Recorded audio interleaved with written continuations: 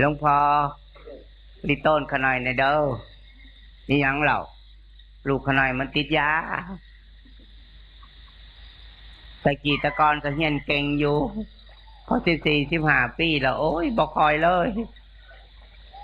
ไปอูเองนามเท่าไรเพื่อแล้วอยากเพิ่งบารมีหลวงพ่อแน่จะเฮ็ดจังไรจะให้เอามาให้หลวงพ่อสอนใช่แล้วลูกเจ้าอยู่ใส่เราพุ่นมันยืนอยู่พุ่นเอิญมันมาหามเอ้ยมานี่แน่ลูกเพิ่นกับเขามากกับฟุดกับฟัดเขามาผมยาวๆปุกชึกกราบหลวงพ่อในลูกมันก็กราบบ่เป็นแล้วก็ถึกเอาแต่มือลงซื่อๆหัวมันก็บ่ลงอาตมาเลี้ยวเบิ่งโอ้ยเอาหลอดบ่น้อว่าได้น้องจักปีเหรอถาม16 ปีแล้ว16 ปีบ่นาเป็นยังไงจังบาทขี่มอเตอร์ไซค์ลงครับมันเมาเราหลวงพ่อไปกับหมู่สลบ2 คืนเลยเขาหน่อยว่ามันตายเขาหน่อยไปเฝ้าอยู่โรงพยาบาลให้ว่าสันว่ามันสิตายบริโตนแม่บอกริโตนอยู่ครับริโตนแม่เป็นยังจะไปกินเหล้าก็ยังว่าสังคมครับนี่ไม่ป้อนสมบอกเฮ้อแม่เคยป้อนลูกสมบอกลูกหล่ะกินข้าวบ่แซ่บกินเหล้าเนาะจักเปกลูกเนาะจังสิกินข้าวแซ่บแม่ว่าสมบอกก็บ่ได้ว่าแล้วครับแต่ก็ไปกับหมู่ก็ชินหมู่นี่ครับนี่อ้าวหลวงพ่อถามแน่อยู่ในท้องแม่จักเดือน9 เดือนครับเสียค่าเช่าบอกบ่ได้เสียครับฮู้บ่ว่าแม่หนักส่ำใดเฮ้อฮู้บ่ว่าอยู่ในท้องแม่เนี่ยแม่หนักส่ำใดยันรู้ลูกยันแทงลูกเฮ้อโอ้แล้วครับผมบ่เคยเป็นแม่โอ้ยบักอันนี้มันก็แม่นความมันที่มันบ่เคยเป็นแม่ก็แม่นความมันอยากรู้ว่าแม่หนักบ่หนักนั่นเอาบักพร้าวเด้อหน่วยใหญ่ๆมามัดเด้อบักพร้าวอ่อนนั่นแล้วก็ใส่ศีลเบิ่งจังสิฮู้ว่าแม่หนักส่ำใดผมบ่กล้าใส่เด้อนะเขาสิว่าผมเป็นบ่โอ้ยตายแล้วเด้อบัดเอาลูกพี่บ้ามาให้เอาให้หลวงพ่อถามแน่ระหว่างแม่กับหมู่นี่กับพ่อกับแม่นี่กับหมู่นี่ฮักไผหลายกว่ากันฮักทอกันครับสิไปฮักทอกันจังไดหมู่มันบ่ได้เลี้ยงมันก็เลี้ยงอยู่มันเลี้ยงเราโอ้ยเว้ยมันก็แม่นความมันหมู่เลี้ยงเราบัดเจ็บมานี่เจ็บย้อนไผล่ะก็ไปนำหมู่แล้วครับก็ไปนำหมู่แล้วป่วยอยู่จังซี่มานอนโรงพยาบาลนี่หมู่มันมายามบ่ล่ะมันมาคราวเดียวมันคือบอกว่าผมเป็นเสี่ยวกันผมเฝ้าเด้อมันคือบอกว่ามันก็บอกว่าแล้วธรรมดาผู้บ่าวมันก็เฝ้าไปหาผู้สาวมันก็นั่นแล้วมันบ่หักเข้ามันก็หักอยู่ยี่สิว่าเขาบ่หักนี่เขาก็มายามอยู่เนี่ยมันเถียงข้างๆคู่ๆมันหลงหมู่นั่นนี่สังคมมันเป็นแนวนี้ อาตมาว่าเฮ็ดจังได๋เนาะจังสิรอเอาบอกอันนี้บวชได้เนาะก่อนเกิดปีหยังแล้วปีจอครับเดือนหยังแล้วเดือน4วันหยังแล้ววันจันทร์มันเกิดจังโมงเฮ้อเท่าดิมันเกิดตอนงัวคอกโอ้ยหมาขี้ขันแม่นคว่ำหลวงพ่อกินแล้วก็นอนตี 2มาบ่เยี่ยมห้อยก็บ่เข้าเฮิรนนั่นเบิ่งติลิโตนแม่บ่ล่ะลิโตนอยู่ลิโตนคือไปสั่นก็ยังว่าสังคมเบาน้ำพ่นติดยาในไงพี่จ้อวันจันทร์เดือน4โอ้ยเบิ่งไล่มือคือดำแท้บ่ได้ล้างครับหัวไล่มือนี่ตีตัวนี่ตะโถมันไล่มือเศรษฐีตัวนี่แม่นมือแม่นลูกเจ้าอีหลีอยู่บ่ก็ลูกขน้อยแล้วพ่อกับแม่คือแหล่ลูกคือขาวก็จังว่าขน้อยมันเกิดมาบ่คือหมู่เลย ฟันก็ขึ้นเนี่ยตอดมันยีทองมันกับฟันว่าเขาเอาซอยเส้นบางใหญ่มาหายเลยเด้โอ้บอกอันนี้คนมีบุญตัวโอ้เฉพาะมันงามก็พอกูแม่เบิ้งยิ้มเบิ้งพุ่นแขวก็งามเสียไปใช้ละเหลี่ยมหนึ่งเอาเสาไฟฟ้าเป็นเบรกครับแขวเรื่องนี้หัวเสียแขวไปเหลี่ยมหนึ่งเสียได้เนาะคนมีบุญเด้นี่หมาอิ่มได้มันเกิดจากมือแรงนี่ห้วยเฮ็ดดีๆบอกอันนี้เป็นเศรษฐีเลยนี่แม่นบ่ครับแม่นนี่เบิ้งเส้นไล่มือนี่อาตมาก็ทำทาสีไปนี่เบิ้งไล่มือโตก็ไล่มือเฮาติดหรอมันคล้ายๆกันเด้นี่แม่นบ่ครับแม่นถ้าโตบัวนี่3 พรรษา 4 พรรษาเขาดิโตสึกออกไปโตรวยโลดเด้นี่ผู้สาวสิมามักโลดเด้นี่มันสิรอขึ้นแม่นบ่ครับแม่นนี่เบิ้งติน่ะไล่มือโอ้ยเฉพาะงามกูพ่อกูแม่ผู้สาวจะคนละเดียวนี่เดี๋ยวนี้บ่มีครับตะกี้มีอยู่3-4 คนเดี๋ยวนี้หายหมดก็หายตัวคนเมาหยาเพิ่นสิมามักเอ้ยแต่งตัวดีๆเลยนี่มันหุ่นนายแบบเลยนี่เอาบวชซะลูกผมถามหมู่ก่อนครับว่าสิไปถามหมู่จังได๋ก็หมู่กันนี่นะครับมันถิ่มกันบ่ได้ไหนก็หลวงพ่อบ่เคยมีหมู่ห่วยเป็นยังสิบ่มีหมู่หลวงพ่อก็เป็นหมู่มีหมู่วัยรุ่นมาคือกันหลวงพ่อก็เป็นเด็กน้อยมาคือกันก็บ่ได้ถิ่มพ่อถิ่มแม่เด้ก็มีแต่เอาพ่อเอาแม่เด้โตก็เบิ่งติน่ะอยู่บ้านอันนี้มีแต่คนบวชนั่นน่ะผู้นั้นบวชแต่ได้บวชได้3 พรรษามีรถมีลงสีเห็นบ่แม่นอยู่ครับนั่นน่ะบอกพ่อบอกอันนั้นเห็นบ่มีรถมีลงสีเห็นบ่น่ะเขาบวช3 พรรษาแม่นอยู่ครับแล้วก็อีกผู้นึงนั่นพ่อแม่แบ่งมรดกให้หลายกว่าหมู่แล้วลักหนีมาบวชนำกันลักหนีมาเดี๋ยวนี้ไปไสขายบ่แล้วครับก็นั่นที่บุญบวชเขาบ่มีจะสิว่าบุญบวชบ่มีเด้ลูกเจ้านั้นบารมีหลายเอาคือแต่ว่าหมาเกิดจังมื้อแรงมันอิ่มเด้บ่แม่นธรรมดาเด้เบิ่งกระจกที่ละรอก็พ่อก็แม่บ่ผมก็สงสัยอยู่ครับบ่สงสัยหรอกลูกบวชเลยเอาอีหลีบ่ครับอีหลีนั่นล่ะให้ผมถามหมู่ซะเป็นยังไงครับบ่ต้องถามหรอกเฮาซ้อมมึงโลดบวชเข้ามาปั๊บถ้าหมู่ฮักเฮามันต้องมาโลดมันซื้อฮ้อนมาฝากโลดถ้าเป็นเสี่ยวกันอีหลีถ้ามันหังอีหลีถ้ามันหังอีเหรียญมันบ่มาใกล้หรอกพิสูจน์หมู่เลยเนาะบวชมื้อนี้ล่ะมื้อนี้มื้อดี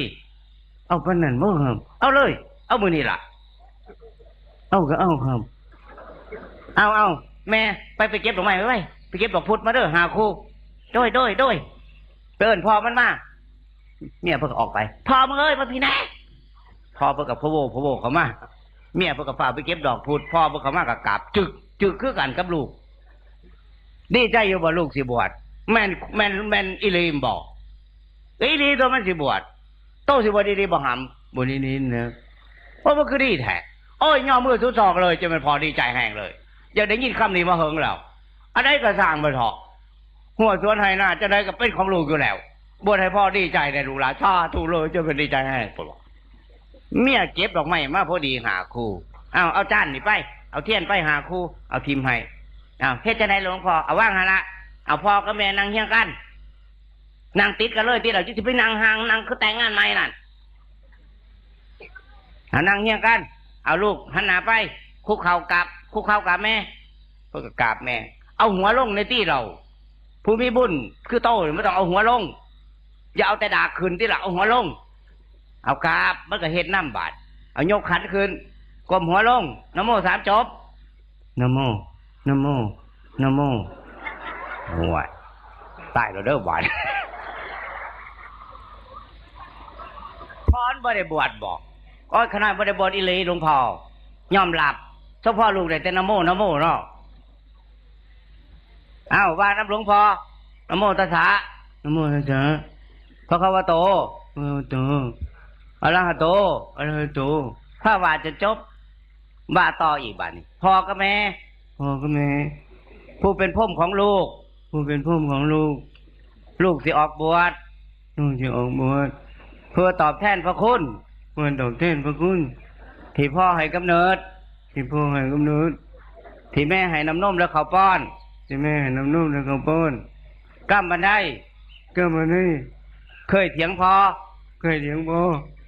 ยเตะอุ้ยเองน้ำใส่พ่อเคยเถียงแม่เคยกัดหัวนมแม่ เคยเห็นให้แม่เสียใจไปเลย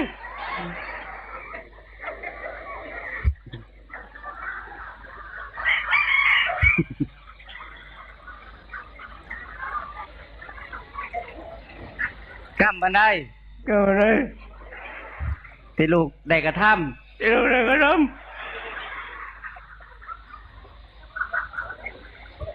เฮ็ดให้พ่อแม่เสียใจให้พ่อกับแม่อโหสิกรรมให้บุญบารมีอันใดที่พ่อแม่ได้สั่งมาลูกขอพรแน่เพื่อเป็นสิริมงคลในการบวชเทนี่ตลอดกาลละนานเทินกับพระว่าเอาขันไปให้พ่อกับแม่พ่อกับแม่ก็แค่นอักแล้วลูกไส้เดียวหันเอาขันให้พ่อกับแม่ก้มหัวลงใส่ตักพ่อนั่นกับแม่นั่นเอาพวกเขาตู้เข้าไป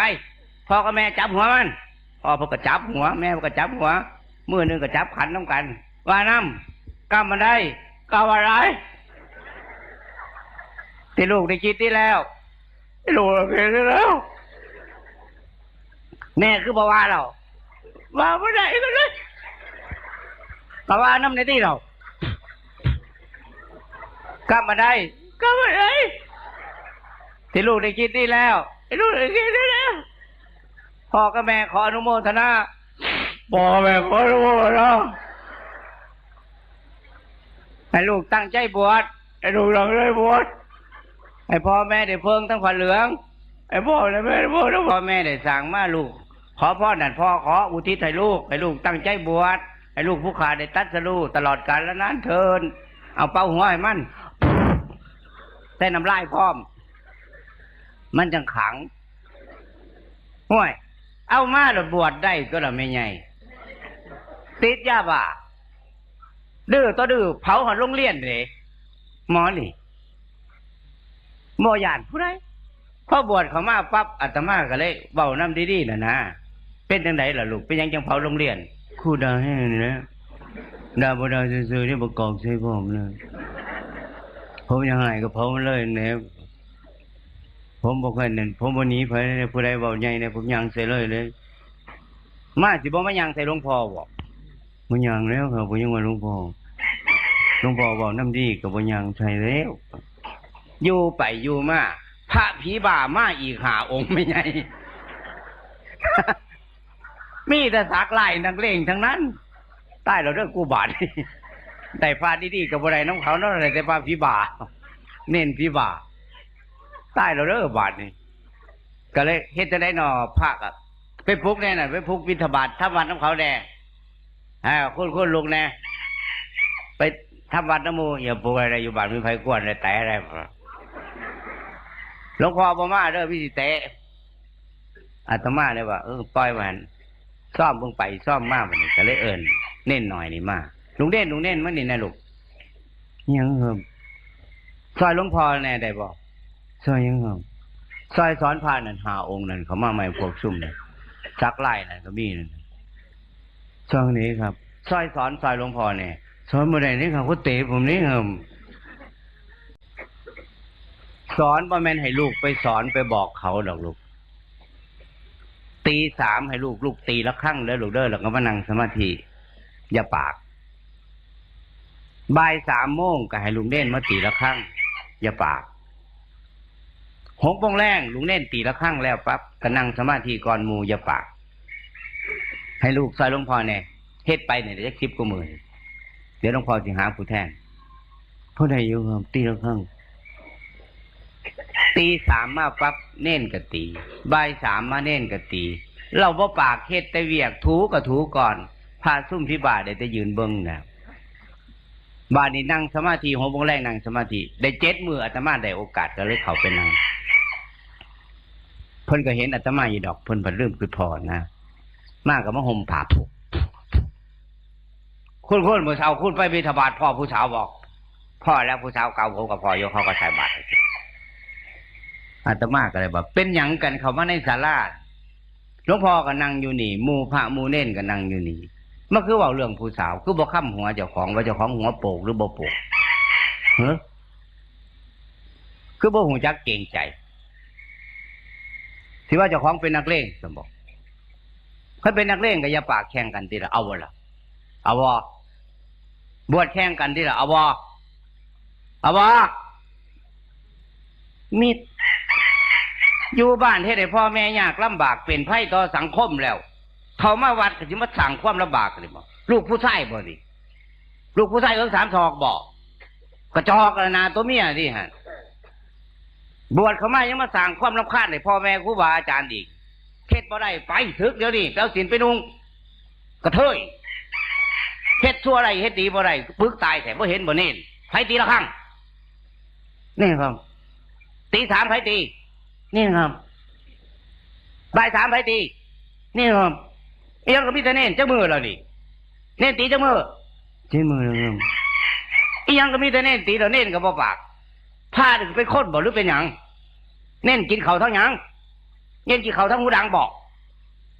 ผ้าก็กินคือกันตัวคือขี้ไร่กูเน้นแท้เน้นก็ติดยาบ้าคือกันตัวเผาหัวโรงเรียนคือกันตัวเน้นเขายังสงบได้ผ้าตายบ่ใหญ่ที่สุดเฮ็ดบ่ได้ซึกเดี๋ยวนี้ไปเดี๋ยวนี้บ่ไปนี่อยู่ไอ้ผู้เจ้าบวชเข้ามาอยากอายที่ว่ายันไทบ้านประนามได้โอกาสเท่ากับลูกเลยนะหายพอหายมาปั๊บเน้นเข้าพรรษาพอดีเน้นกันแล้วว่าหลวงพ่อครับผมอธิษฐานบ่ปากเรื่อง3 เดือนสันตกบาทอีกสันตกบาทก็ให้ไปบิณฑบาตบ้านอื่นอยากเน้นแล้วก็เหตุที่ล่ะให้จุดประกายให้เป็นตัวอย่างหนามยอกหนามบ่งเน้นหน่อยแล้วก็เหตุไปบิณฑบาตมือแรกก็ได้ตะกล้วยก็ปลาทูเข้มได้ยังแน่ละลูกก็เปิดเบิ่งบาทเพิ่นโอ้ยดีละลูกได้กล้วยกับปลาทูเข้มย่างจงกรมเลิศนั่งสมาธิดูเด้อแล้วก็สวดมงคลก่อนนอนมื้อได้ลาบโลดเน้นแล้วก็ย่างจงกรมแล้วก็สวดดีโสมังวะลังสมมาตุมุโตพะหุสหัสแล้วก็ใส่ของเราอยู่ผู้เดียวมื้ออื่นมาไปบิณฑบาตเปิดเบิ่งเพิ่นเห็นบ่ได้ลาบอีหลีเบิ่งที่เราพระใหญ่สิตายสู่เน้นก็บ่ได้โอ้คือเฮ็ดได้บ่พระเหลียวเบิ่งพระเบิ่งไปเบิ่งมาได้4-5 มื้อหลวงพ่อผมก็อธิษฐานบ่ปากคือกันแล้วครับผมก็สิสันตกบาทคือกันเอาไปเอามาพระผีบาซุ่มนั่นอธิษฐานบ่ปากคือกันไม่ไงอาตมาหวางวาบเลยว่าวัดอาตมามิตรภาคกึกเข้าพรรษามาบิณฑบาตสันตกบาทบ่สันน้ำปนาอีกบ่าย4 โมงครึ่งตีละครั้งสันน้ำปนาเหลืออยู่แค่3 องค์นอกนั้นบ่สันมีแต่พระติจบาเบิดบ่สันบางองค์อดเข้าวาดสิเฮ็ดน้ำจิตน้ำใจเจ้าของเฮ็ดชั่วมาแล้วเฮ็ดดีบ่ได้มันใจเจ้าของอยู่บ่กัดหัวนมแม่มาจักเถื่อแม่เลี้ยงมามันจักปีทุกทรมานจักปีอยู่ในท้องจักปีตั้งแต่น้อยเท่าใหญ่ได้ตอบแทนบุญคุณเพิ่นหยังแน่สักสินให้เพิ่นจักเถื่อบ่เคยสั่งเลยครับให้เพิ่นเสียใจจักเถื่อนำบ่ทั่วนะครับบวชจังสิเป็นหยังที่เฮ็ดบ่ได้ตอบแทนบุญคุณเพิ่นบ่ได้บ่5 ปีก็บ่คุ้มค่าน้ำนมเพิ่นเด้อห่วยพระซุ่มหมู่นั่นเข้าไปกันเบิ่งติแล้วหลวงพ่อก็เฮ็ดมาคือกันสู้มาคือกันบ่แม่นหลวงพ่อบ่อยากถึกก็อยากถึกคือกันหลวงพ่อก็เป็นนักร้องหาภาษาพุ่นก็ฮู้อยู่ยังบวชได้หลวงพ่อก็คนคือกันตัวหลวงพ่อเมียนเมาเลยมันคือฮอดผู้สาวบ่ให้มันกินเขาย่านผีเขาพระท่าเมียนเมามาโลดย่างเขาหาทุกข์บ่ทันบ่พ้นทุกข์บ่ตัดสรู้จักเทื่อหรอกแม่นบ่ได้เพราะอรหันต์ก็สร้างมันหันใส่หันขวาก็สร้างมันบุกเข้าไปพระซุ่มมันนั่นเอาอดเขาองค์นั้นอดเขาเน้นก็อดเขาองค์นั้นก็อดเขาอด15 มื้อพุ่นไม่ใหญ่พออด15 มื้อปั๊บเขานั่งสมาธิบัดเขาสมาธิได้พอเขาสมาธิได้ปั๊บบ่ต้องไปบอกเขาเลยเรื่องอื่นบาดดิโอ้ยดีพะโลเรียบร้อยเองโดยอัตโนมัติเลยมันสำคัญว่าเขาสมาธิได้ที่นั่งอยู่นี่ได้จักไดจักคนบุเมื่อหอดบ้านพุทโธก็บ่พูดอิติปิโสก็บ่อิติปิโสมีแต่โสกันมื้ออื่นซื้อตัวใดให้เบอร์ออกมื้ออื่นเอาเช้าได้3 โมงล่ะเด้อสิไปตรวจหมออ้าวให้ทุกผู้ทุกคนเด้อลูกเต้าเล่าหลานผู้ใดฟังอยู่เตรียมตัวเด้อลูกเด้ออย่าสิว่าเฮาบ่เฒ่าได้โอกาสได้ฟังมื้อนี้แล้วเฝ้าตักตวงเอาจังไดนั่นเบิ่งพ่อใหญ่เด้อต่อไปเฮาก็สิเป็นพ่อใหญ่มียิ่งก็เบิ่งหลังคอมแขวว่องๆก็สิเป็นคือกันนำเป็นตอนนั้นก็ยังไข่อยู่เด้ ถ้าบุญหลายคือซุ่มไม่ใหญ่ซุ่มมินี่ไม่ใหญ่ซุ่มมินี่มีลูกเต่าเราหลานเบิงพอมีบุญแต่ว่าเท่าบางเท่านี่ลูกหลานถิ่มเบิดนี่ตะลิโตนอยากหู้ว่าบาปกรรมมีบ่มีเด้อลูกเด้ออันนี้ว่าให้ลูกฟังเด้อไปเบิ่งโรงพยาบาลเด้อลูกเด้อผู้ใดมีบุญนั่นผู้เฒ่านี่ลูกเต่าเราหลานสิไปเบิ่งป้อนข้าวให้พอผู้ใดบ่มีบุญเขาสิจับมัดใส่เตียงพยาบาลไว้มัดทั้งตีนมัดทั้งมืออ้อยพยาบาลปล่อยแก่แล้วอ้อยเป็นหยังเราขี่2 ชั่วโมงแล้วอ้อยมันมวนบ่เอานอนใจเกี่ยวฝากเฮ็ดเอาเด้อลูกเด้อบุญอยู่ไสบุญก็คือละบาปบุญอยู่ไสอยู่เฮือนก็ได้บุญบ่ได้เฮ็ดน้ำพ่อน้ำแม่